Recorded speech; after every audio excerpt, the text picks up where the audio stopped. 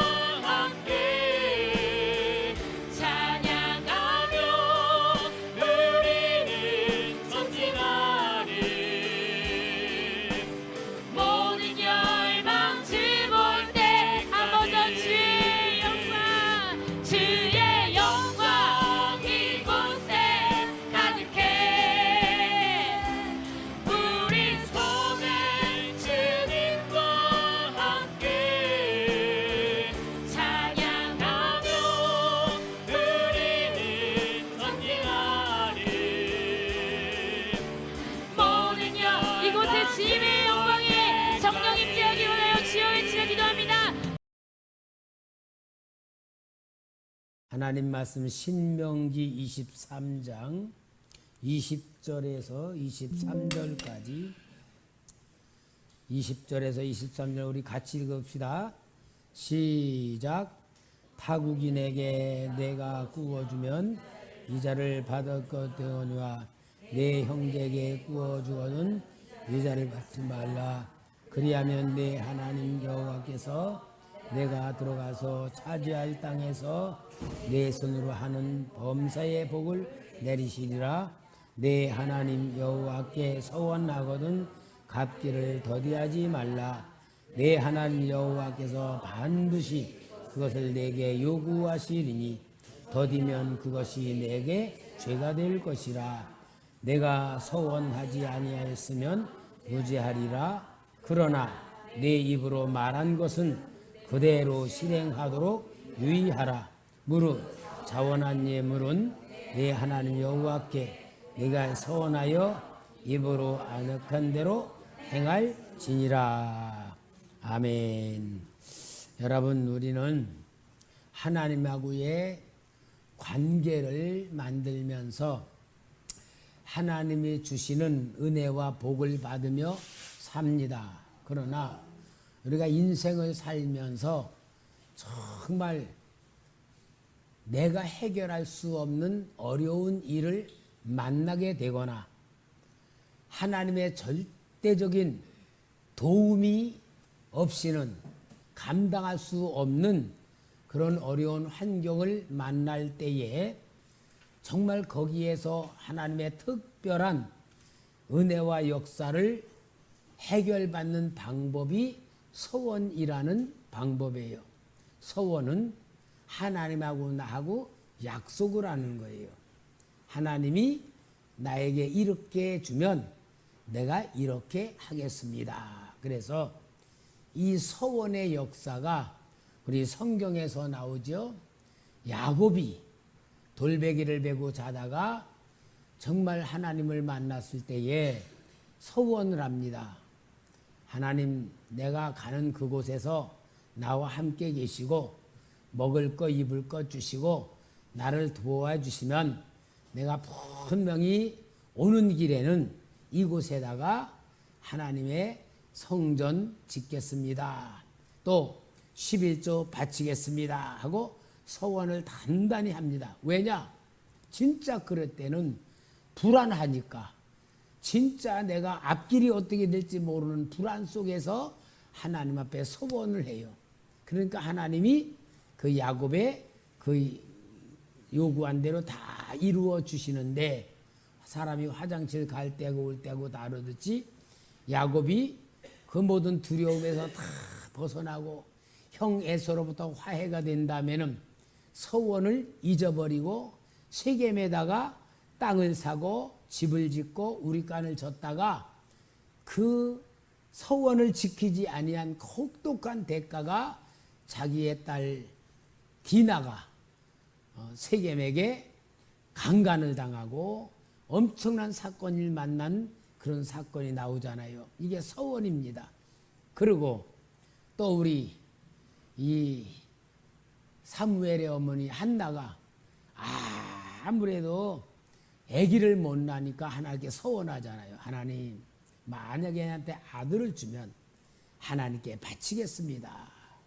그 서원을 지킨 이 한나의 서원 때문에 사무엘은 정말 위대한 이스라엘 나라를 왕정 국가로 만드는 위대한 인물이 되는 이런 서원인데, 여러분 성경에서 이 서원에 대한 것을 약속을 하고 있어요. 그 서원이 오늘 여기에 신명기 말한 대로 23절에 내 입으로 낸 것은 그대로 실행하기를 주의하라. 무릇 자원한 예물은 내 하나님 여호와께서 내가 서원하여 입으로 언약한 대로 행할지니라. 그리고 21절에도 내 하나님 여호와께 서원하거든 갚기를 더디하지 말라. 내 하나님 여호와께서 반드시 그것을 내게 요구하시니 더디면 내가 죄라. 그러니까 여러분, 서원이라고 하는 것은 하나님의 도움을 받기 위해서 약속하는 거예요. 내가 이렇게 해주면 이렇게 하겠습니다. 그리고 민수기 30장 2절에도요. 사람이 여호와께 서원하거나 마음에 제어하기로 서약하거든 파악하지 말고 그 입에서 나온 대로 다 행할 것이니라. 서원. 근데 여러분 우리가 보통 일상생활 속에 서원하는 사람들은 별로 없어요. 그런데 이제 옛날에는 교회 건축을 할 때에 하나님 앞에 헌금하는 서원도 있었죠. 그리고 현재 우리 교회 행사에서 서원하는 서원들이 있어. 서원이라고도 하고 서약이라고도 해. 장로 장립 받을 때, 안수집사 장립 받을 때, 권사 취임할 때 서원해, 서약을 해. 근데 여러분 그 서약을 할 때는 아주 잘 합니다만은 서약을 잘 안 지켜. 자기 마음에 안 들면 딴 교회로 가버리고, 그게 목사하고 서약한 게 아니고 하나님하고 서약했는데, 여러분 한번 그 국어 이 유튜브에서 서약이라는 뜻을 한번 찾아봐요. 무서워요. 서약은 철저히 지켜야 되는 것들인데 하여튼 서약해놓고서는 안 지켜. 그게 바로 신앙에 병드는 경우가 많이 있는데, 여러분 이 서약이라고 하는 것은 꼭 지켜야 될 약속입니다. 시편 15편 4절에도 그 마음에 서원한 것은 해로울지라도 변치 아니하며, 이렇게 하나님은 이 서원에 대한 약속을 철저히 지키라고 말씀을 하고 있어요. 그런데 이제 오늘 이 서원의 사람 입다라는 사람에 대한 얘기를 하면서 서원에 대한 배경을 얘기하는데, 사사 입다라는 뜻이 뭐냐면 그가 열 것이다. 그가 열 것이다. 그가 누굴까? 하나님이겠죠. 입다. 그가 열 것이다. 근데 이 입다라는 사람은 길르앗이란 사람이 기생을 통하여 난 아들이에요. 길르앗은 어떤 길르앗이 기생을 통하여 아들을 내가 입다라는 이름을 줬는데, 그 본처 길르앗의 본처의 소생들이 사사기 11장 2절에 보면은 길르앗의 아내도 아들들을 낳았더라. 아내의 아들들이 자라매 입다를 쫓아내며 그에게 이르되 너는 다른 여인의 자식이니 우리 아버지의 집에 기업을 잇지 못하리라. 그래서 입다가 집에서 쫓겨나가지고는 저 돕당으로 가서, 다른 지방으로 가서 거기서 살면서 다른 잡류들이 모여 살아요. 3절에 이에 입다가 그 형제를 피하여 돕당에 거함에 잡류가 그에게 모여와서 그와 함께 출입하였더라. 여기 잡류란 말은 뭐냐? 쫓겨난 사람들. 그러니까 여러분, 잡류라고 하는 사람은 그 제도권에서, 그 지역에서 사람들로부터 쫓겨난 사람들이야. 쫓겨난 사람들이 어떤 사람들이냐? 빚을 졌는데 빚을 갚지 못했거나, 또 억울한 일을 당해가지고 사람들이 그를 쫓아낸 사람들, 여기에 이것을 갖다가 잡류라는 표현을 합니다. 여러분, 그런데 이 잡류라는 표현을 보면은 나쁜 사람들이라는 그런 어떤 깡패 그런 뜻이 아니고, 억울한 일을 당하고 그 기존 사회에서 대접받지 못하고 그런 사람들인데, 그런 사람들이 여기에 모여서 같이 했던 게 누구게 뭐냐?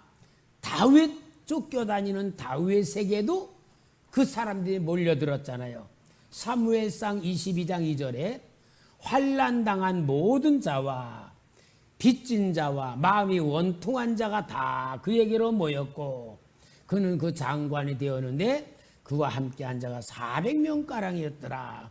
그러니까 다윗이 쫓겨다닐 때에 여기 빚진 자, 억울한 일을 당한 자, 어려운 환난 당한 자들이 다윗이 있는 아둘람굴로 몰려왔을 때 그것을 보고 잡류라 그래. 잡류. 그러니까 우리가 볼 때 이 잡류 그러면 어떤 좀 부정적인 사람들이 아니고 그 지역 사회에서 정말 자리를 못 잡은 사람들이잖아요.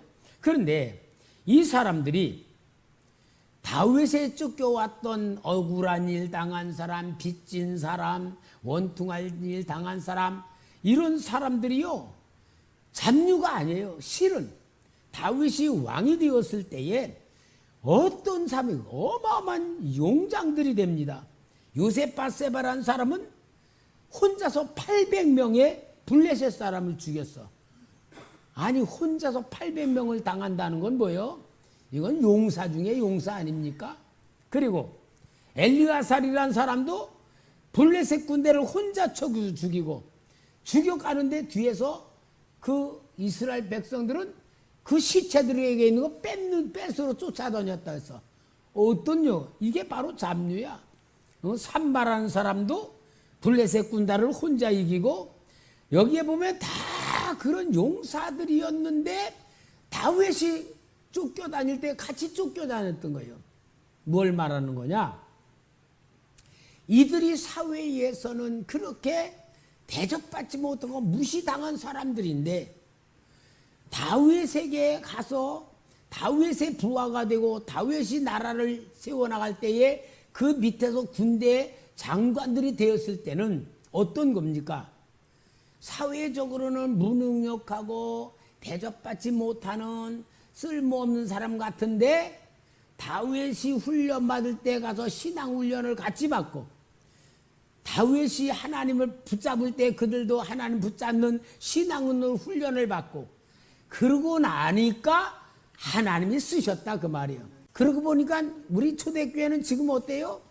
다 잡류같이 다 잡류 같은 사람만 모여 있는 거야. 예, 분명히 다윗이 훈련받을 때 마냥 김선 목사 훈련식에 하나님이 다 이렇게 해놓은 것 같아. 근데 이제 봅시다.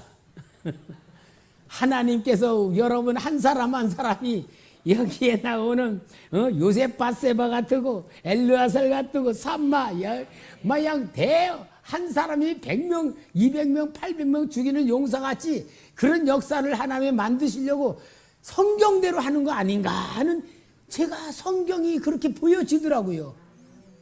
여러분 이게 내 생각인 것 같아요? 하나님 생각 같아요? 그러니까 여러분 우리는 좌우지간 사람들의 인정을 못 받아도 제도권으로 볼 때 인정받는 거 못 받아도 하나님 앞에 훈련받는 거냐. 하나님 앞에 잘 중심만 하면은 하나님이 함께 하면은 용사가 될 줄 믿습니다. 예, 나는 하여튼 우리 성도님 이름 하나하나 부르면서 하나님 역사할 줄 믿습니다. 진짜 말씀대로 약속할 줄 믿습니다. 계속. 그럼 우리 성도님들은 실제 삶의 현장에서 주님과 함께하고 체험하고 간증하고 성령 도움 받고 막 계속 일어나면은 여러분들 한 사람이 큰 증인들 될 줄 믿습니다. 바로 이러한 잡류들이 입다에게 모였다 그 말이야. 입다에게. 그러니까 입다는 무엇인가 좀 용사 같은 훈련을 받았던 것 같아요. 그런데 이렇게 억울한 일을 당하고 사람들 앞에 소외당하고 무시당하고 쫓겨난 입다와 거기에 있는 사람들에게 딱 기회가 오는 거예요. 하나님이 쓰시기 위한 기회가 사사기 11장 4절에 얼마 후에 암몬 자손이 이스라엘을 치려 하니라. 암몬 자손이 쳐들어온 거예요. 근데 여러분 암몬 자손은요 아브람의 조카 롯의 둘째 딸을 통하여 낳은 자식이고 조상이에요. 모압 자손은 큰 딸을 통하여 태어났고 그래서 암몬 자손과 모압 자손이요 아브람의 후손들하고는 좀 좋은 관계가 돼야 되는데 완전히 이런 관계가 돼.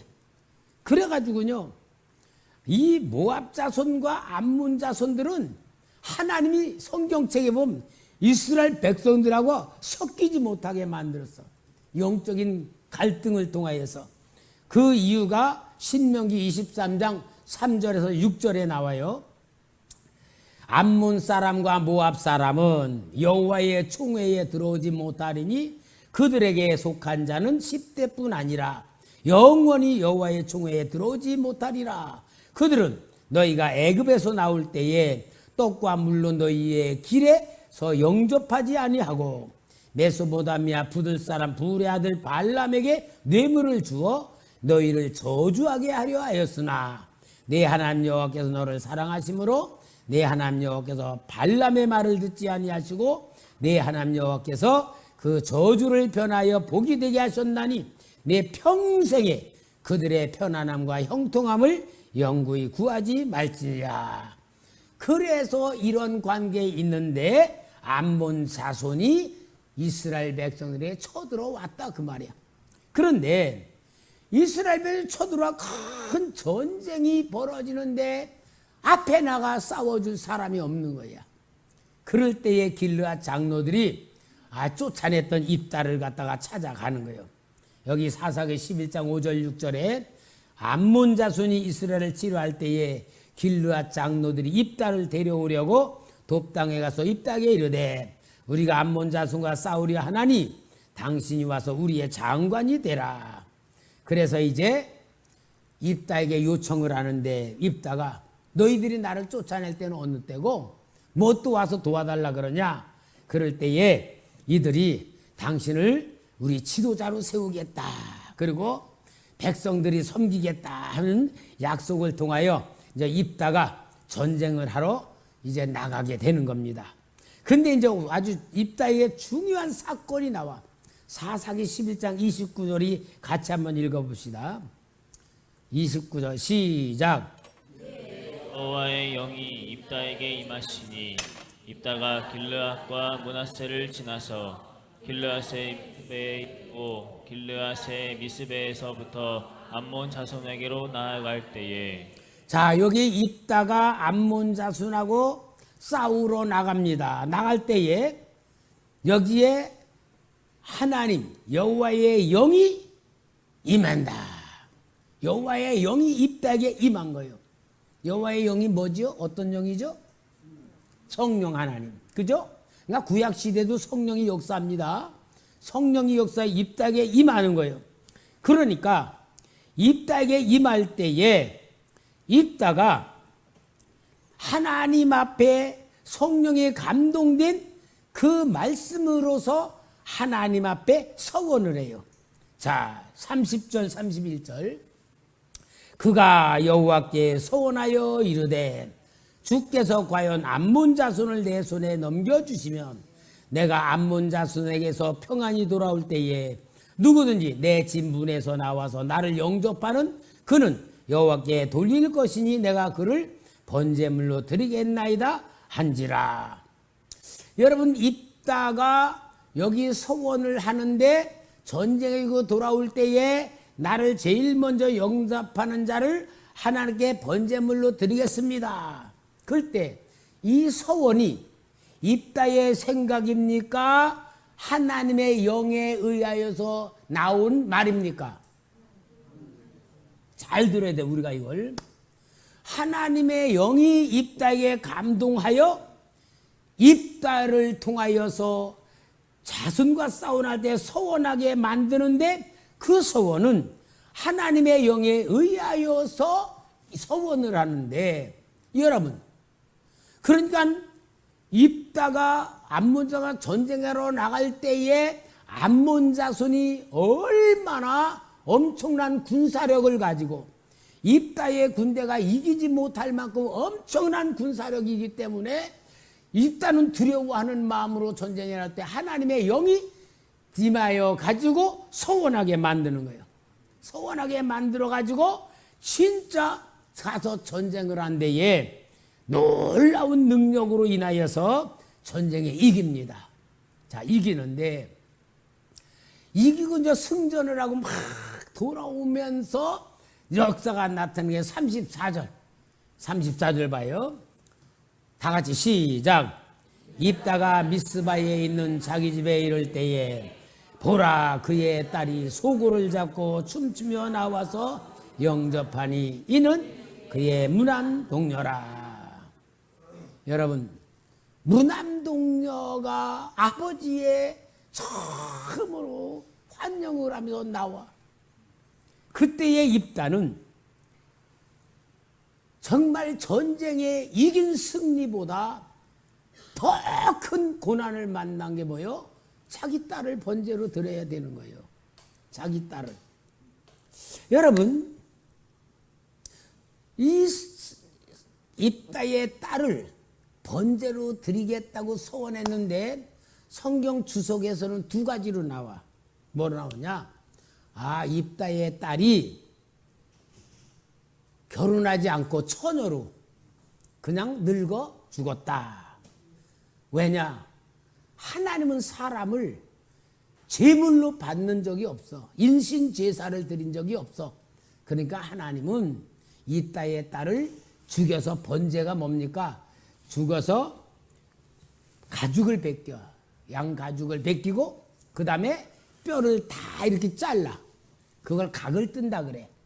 그래서 살코기, 살만 탁 놓고 그걸 뼈는 안 타니까 완전히 태워가지고 재를 만들어서 드리는 게 번제야. 그러면은 분명히 여기 입다가 내가 그를 번제물로 드리겠나이다 할 때에 딸을 그렇게 할 수 있었겠냐. 그러니까 시집 안 가고 처녀로 그냥 하나 앞에 이렇게 살았다. 그렇게 해석하는 것이 있고, 서원한 성경 그대로 번제로 드렸을 것이다라고 하는 것이 나와요. 그러면 여러분, 우리는 어떻게 해석이 될 것 같아요? 1번은 처녀로 죽은 거, 2번은 번제물로 드린 거. 어떤 것 같아요? 1번, 2번. 저는요, 2번 같대. 번제물로 드렸을 것이다. 왜냐하면은 하나님이 성령의 감동을 주셔서 번제물로 드리겠다는 소원을 하게 만들었어. 하나님의 성령이. 그죠? 성령이 그렇게 시킨 거야. 그리고 두 번째로는 처녀로 죽었다면 애국할 필요가 없어. 근데 분명히 번제물로 드렸을 것이다. 자, 그러면은 왜 하나님이 이 말씀을 이루실 것인가? 저는 여기에서 하나님이 입다의 서원을 받으시고 서원을 하게 만들어 번제물로 드리게 만드는 사건에 무슨 뜻일까? 무슨 뜻이 있으니까 그거 아니야. 저는요, 입다가 자기 딸을 번제물로 드릴 때의 그 아픔, 그 고통, 그것이 하나님 아버지가 예수님을 십자가의 희생제물로 내어드릴 때의 아픔, 그 고통, 그것을 백성들 앞에 느끼라고, 하나님의 사랑을 느끼라고, 예수 그리스도를 십자가에 죽이는 그 아픔을, 아버지의 아픔을 느끼라고 이런 역사를 만드신 게 아닐까 하는 생각이 들고, 서원이란 게 정말 얼마나 중요한 것인가를 하나님과 하나님을 믿는 자들과 관계 맺음의 역사를 보여주기 위한 교훈이라고 저는 생각이 됩니다. 왜냐하면은 이 사건과 비슷한 사건이 아브라함에게 이삭을 번제로로 드리라 그럴 때에 이삭을 묶어놓고 아브라함이 칼로 그를 죽이려고 할 때에 아브라함의 심정은 뭡니까? 차라리 하나님, 내가 번제물이 되면 안 되겠습니까? 내 아들을 내가 드리는 것보다 내 자신이 차라리 죽는 게 낫지 않습니까? 아브라함이 이삭을 번제물로 드리기 전에 그 마음이 얼마나 아팠겠고 슬펐겠고 안타까웠겠고 차라리 내가 죽는 게 낫지 않나 그 고통을 마음껏 느꼈을 때에 이게 누구냐? 아버지의 마음이라는 말이야. 성부 하나님이 성자를 제물로 드릴 때의 마음이란 말이야. 그래서 하나님은 이러한 것을 우리에게 보여주는 게 뭐요? 구약시대에 성부 하나님 아버지가 자기 아들을 희생으로 삼는 그 마음을 복음으로 우리에게 보여주는 그 역사가 이런 것인 거예요. 그럼 여러분, 성경에는 이런 의미가 어때요? 하나님은 아담과 하와가 선악과 따먹고 죄 속에 들어갈 때에 그들이 하나님을 피하여 숨었고 무화과나무 잎으로 치마를 만들었을 때에 하나님이 가죽옷을 지어 입혔다고 하는 그게 뭐요? 그게 짐승, 양의 가죽을 입힌 건 양이 대신 죽어 죄를 가리워주는 것이 복음의 역사인 것이고, 또 아브라함의 그 모리아산의 번제물도 하나님의 마음이고, 유월절 어린 양, 또 세상 죄를 지가는 하나님의 어린 양을 보라는 세례 요한이 말한 예수님의 오심, 골고다 십자가에 죽으신 예수님의 그 모습은 예수님의 죽으심도 있지만 성부 하나님이 우리를 구원하기 위해서 주신 그 고통, 그 아픔, 그 사랑이 표현되는 방법이 이것이었다는 것을 성경에서 보여주는 거다, 그 말입니다. 그러니까 이제 우리는 성경에 있는 모든 사건들을 볼 때에 아, 그랬구나, 이런 거구나, 그렇게 아는 게 아니고 하나님 마음을 알아야 돼. 아버지의 마음을 알아야 진짜 성경을 보는 눈이 열리는 것을 믿습니다. 그래서 예수의 죽음이 우리의 생명이 되고 예수의 희생이 우리의 구원이 되고, 이런 것을 통하여 오늘 우리는 내 자신이 누군가를 알아야 됩니다. 내 자신이 누굽니까? 내 자신은 예수님이 죽으셔서 만든 나란 말이에요. 구원받은 나는 예수님의 죽음과 하나님의 사랑에 의하여 만들어진 나라는 걸 눈을 뜰 때에 우리는 내가 얼마나 소중한 존재인가, 나에 대한 정체성을 확실히 가져야 되고 나의 자존감을 가져야 될 줄 믿습니다. 그래서 사도 바울이 고린도전서 3장 16절에 너희는 그리스도의 것이요 그리스도는 하나님의 것이라고 하는 그것을 설명하기 위하여 성령이 거하는 전이라 라고 말씀한 겁니다. 그리고 고린도후서 3장 2절 3절에도 너희가 우리의 편지라, 너희 고린도 교회 성도들을 향하여 사도 바울이 말하는 거예요. 우리 마음에 썼고 무사람이 알고 읽는 바라. 너희는 우리로 말미암아 나타난 그리스도의 편지니 이는 먹으로 쓴 것이 아니 오직 살아계신 하나님의 영으로 한 것이며 또 돌비에 쓴 것이 아니요 오직 육에 신비한 것이라. 무슨 말이냐? 고린도 교회 성도들이 너희들이 살아가는 게 하나님의 것으로 예수님의 사람으로 성령의 사람으로 살아가는 것이 바로 사람들 앞에 보여지는 하나님의 편지다, 그 말이야. 여러분, 우리는 정말 세상을 살아가며 내 자신이 세상을 살아가는 것보다 더 중요한 게 뭡니까? 세상 사람들이 예수 믿는 나를 보고 있다는 것을 가지고 살아야 돼. 세상 사람 나를 보고 있다는 뭐요? 내 행동에 따라 사람들이 하나님이 있다고 믿을 수도 있고 하나님이 없다고 믿을 수도 있다, 그 말이야. 여러분, 우리가 진짜 하나님이 있다고 우리가 믿음으로 살아갈 때에 사람들이 우리를 보고 하나님을 믿을 수 있는 삶이 되어야 돼요. 그게 누굽니까? 다니엘이 사자굴에 들어가는 것을 알면서도 그 왕의 조서에 찍혀 30일 동안에는 아무도 기도 못하게 했지만 다니엘이 그 조서에 찍힌 걸 알고서 집에 와서 창문을 열어놓고 하루에 3번씩 예루살렘 가여 기도를 할 때에 다니엘은 사자굴에 들어가는 걸 분명히 알아. 그런데도 그럴 수밖에 없었던 거예요. 그럴 수밖에 없었던 이유가 뭐예요? 문을 닫고 기도해도 되는데 그럴 수 없는 이유가, 30일 동안 기도 안 하고 쉬어도 되는데 그럴 수 없는 이유가 뭐예요? 자기를 죽이려고 하는 사람들이 자기를 보고 있는 거잖아. 근데 뭘 보고 있어? 다니엘이 하나님께 기도하고 있는 걸 볼 때에 만약에 창문을 닫고 기도하면 어때요? 내가 믿는 하나님은 사자굴에서 건져낼 수 없는 하나님이라고 보여지는 것이니까 그럴 수 없는 거야. 기도를 쉴 수도 없어.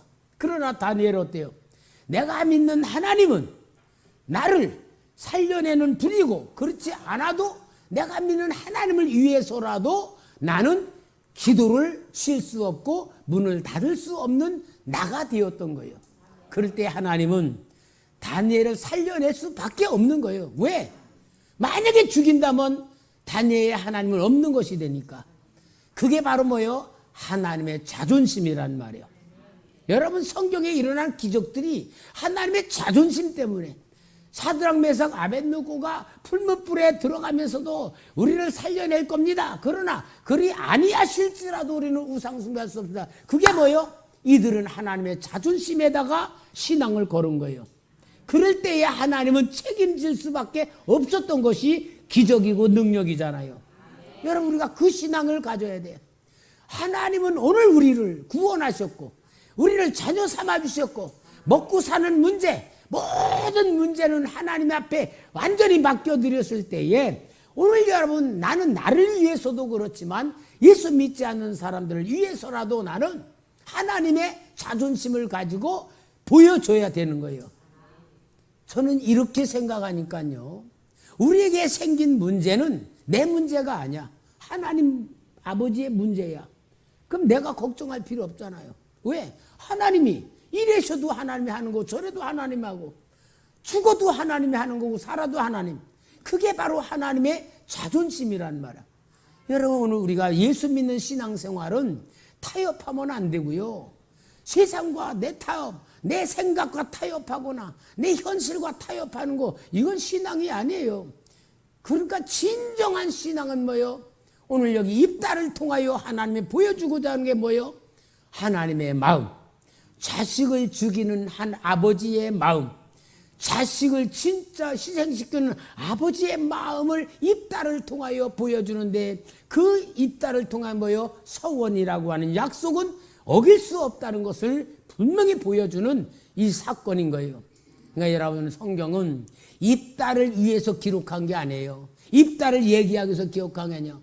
하나님의 마음을 이야기하기 위해서, 하나님의 뜻을 보여주기 위해서 입다라는 사람을 쓰는 거다, 그 말이에요. 그래서 여러분, 어떤 목사님은 성경 공부하면서 인물사 성경 공부하면 안 된다, 그런 말 해요. 왜? 인물사를 하면 그 인물이 주인공이야. 인물이 위대하고 인물이 대단한 사람이야. 근데 그렇게 되면은 인물이 우상이 되지. 그러나 제가 우리 인물사 하는 거는 인물의 위대함이 아니고 인물을 쓰신 누구? 하나님을 얘기하는 거예요.